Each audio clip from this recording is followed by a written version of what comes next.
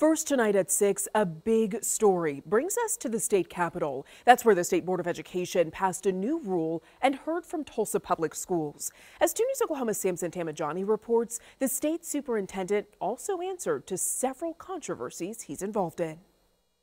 State Superintendent Ryan Walters marked 1 year on the job by further emphasizing getting rid of what he calls radical left-wing influence in Oklahoma schools. It is such an honor to join Ryan and be appointed to join the Library Advisory Committee. He did so by formally announcing right-wing blogger Kaya Rychik as a new member of the Library Media Advisory Committee, despite claims her social media account, Libs of TikTok, inspired bomb threats at numerous Oklahoma schools last semester, including Union Public Schools. She was a national leader in shining a spotlight on this pornography in our schools. She has fought back against these baseless attacks on her. And, one of the things that we've been very clear to all parents across the state, you will have transparency in your schools. Rychik is based in New York. No word right now on whether she'll be coming to Oklahoma to be part of the board on taxpayers' dime. Meanwhile, I asked Walters about reports he and his team traveled out of state last year to partisan conferences and a movie premiere also on the taxpayers' dime. He says the trips justify the expenses. I love the ability to talk about how we're getting the best and brightest teachers in the classroom.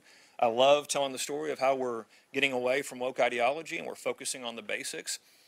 And I love to tell the story that Oklahoma is here to be a leader in education. As for the meeting agenda, the board unanimously approved a rule banning a child's gender from being changed in prior student records. Walters blamed the Biden administration for the issue. It's the most radical concept we've ever come across in K-12 education, that there's, you can be gender fluid and change your gender constantly. The board also voted to suspend more than a dozen teacher certificates, including 2 from Glenpool for a, quote, breach of contract. From the Capitol, Samson Tamijani, 2 News, Oklahoma. You can read the highlights of Tulsa Public Schools' presentation to the board over on our website. That's kjrh.com.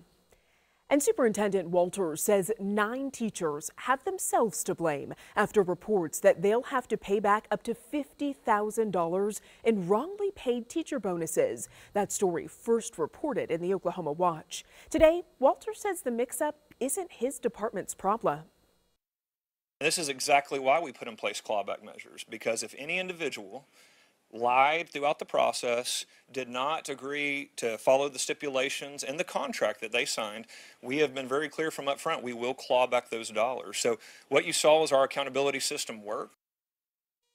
Oklahoma Watch reports the teachers say that they spoke to say that they misunderstood the requirements and assumed they wouldn't receive the bonuses if they weren't eligible. You want to stay with us as we learn more about those bonuses.